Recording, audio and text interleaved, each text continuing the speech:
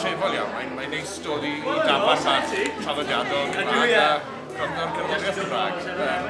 Mae'n wych gallu bod y clywed bandiau modern gorau Cymru yn perfformio am ddim mewn falle marchnad fel arfer yn perfformio i, so mae'n braf iawn. Ti'n gwybod bod pethau fydd yn hybu'r iaith Gymraeg a bydd yn denu pobl ifanc i ddod yma? Bendant, achos mae lot o fandiau newydd o'r ardal sy'n canu'n Gymraeg yma, so mae ffrindiau nhw'n dod.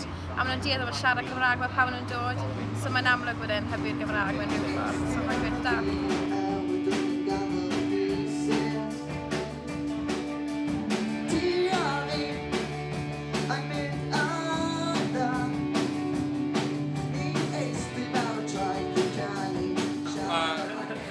Waith yn athro i fi'n bod yn trio annog mwy a mwy o disgyblion y chweched i ddod i gyslannu, i gyfrannu a Cymraeg. Mae rhai nhw wedi bod yn canu yn y goffennol, mae rhai'n canu'n y dyfodol. Felly ni'n trio cael i ffrindiau nhw hefyd i dechrau cael torn cyson fan hyn.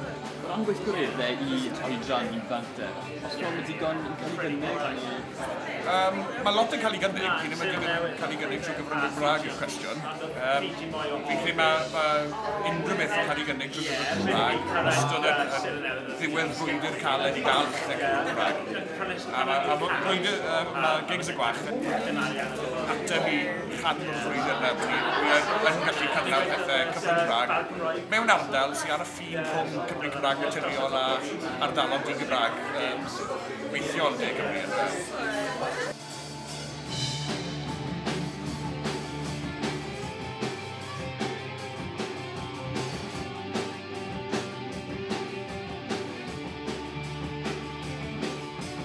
Fel band ifanc fel chi dod i gig y Gwach, sydd wedi cael lle profiad i wneud fan cynulleidfa neu...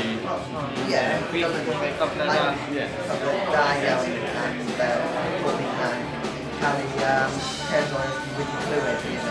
Felly mae'n gweld llawer o bobl